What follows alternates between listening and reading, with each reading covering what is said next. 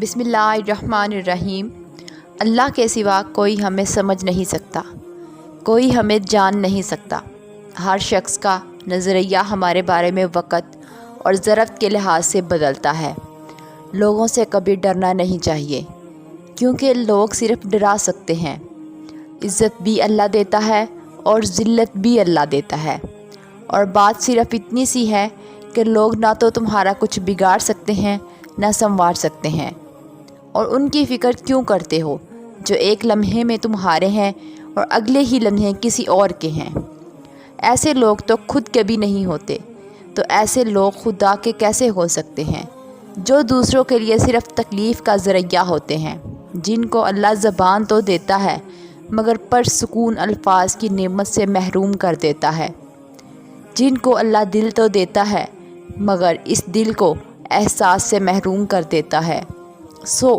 کوئی تمہاری ذات کو اگر میلا کرتا ہے تو اس کا مطلب ہرگز یہ نہیں کہ تم میلے ہو، بلکہ یہ میلا پن تو اس کی اپنی ذات کا ہے جسے وہ چھپانے کے لیے تمہیں گندا کر رہا ہے۔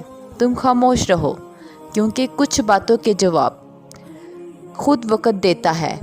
اللہ سارے حساب رکھے ہوئے ہے۔ کبھی کبھی صبر کی رسی تھامے رکھنے سے ہاتھ چھلنی ہو جاتے ہیں۔ ایک وقت آتا ہے جب ہاتھوں سے خون بہنے لگتا ہے، تکلیف حد سے بڑھ جاتی ہے، انسان کا صبر کا پیمانہ لبریز ہونے لگتا ہے، انسان تھک جاتا ہے صبر کرتے کرتے۔ ہوتا ہے ایسے جب ارد گرد اندھیرا دکھائی دیتا ہے، کچھ سمجھ نہیں آتا کہ اب کہاں جائیں۔ بس جب تکلیف اس مقام پر پہنچ جائے نا، تو اتنا سمجھ لینا خود کو کہ اب مدد بہت قریب ہے، اب بہت جلد حالات بدلنے والے ہیں۔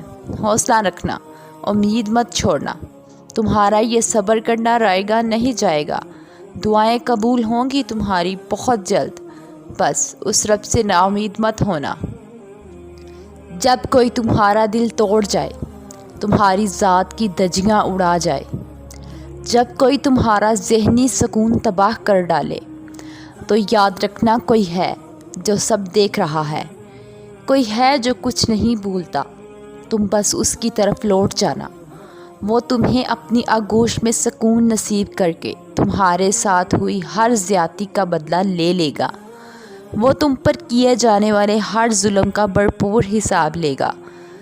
تو تم پریشان مت ہونا، وہ سب سنبھال لے گا۔